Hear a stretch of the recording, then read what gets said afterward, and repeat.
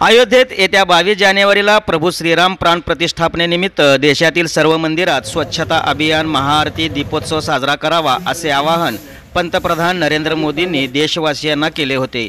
या आवाहनास प्रतिसाद देत शहर उत्तरचे आमदार विजयकुमार देशमुख यांच्या नेतृत्वाखाली प्रभाग क्रमांक 8 भारतीय जनता पक्षाच्या वतीने उत्तर कसबा मल्लिकार्जुन मंदिरात स्वच्छता मोहीम राबविण्यात आली।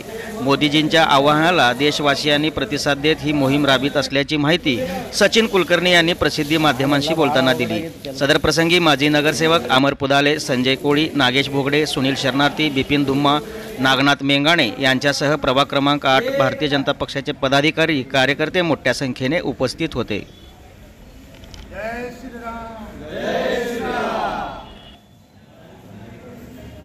येत्या 22 तारखेला जे अभूतपूर्व रामलल्लाचा प्राणप्रतिष्ठापनेचा सोहळा होणार आहे, त्या धर्तीवर आपल्या देशाचे आदरणीय पंतप्रधान नरेंद्र मोदीजींनी आवाहन केलं होते सर्व देशवासियांना की प्रत्येक मंदिरामध्ये स्वच्छता मोहीम राबवून तेथे रामलीलाच्या प्राणप्रतिष्ठापने दिवशी महाआरती करून प्रसाद वाटून दीप प्रज्वलन करावे असे आवाहन केलं होतं। त्याच्या प्रित्यर्थ आज येथे प्रभाग क्रमांक 8 मल्लिकार्जुन मंदिर या ठिकाणी माननीय आमदार विजयकुमार देशमुख मालक यांच्या नेतृत्वाखाली तसेच या प्रभागातील नगरसेवक यांच्या नेतृत्वाखाली आज सगळं मल्लिकार्जुन मंदिर परिसर स्वच्छता करून घेण्यात आलेला आहे।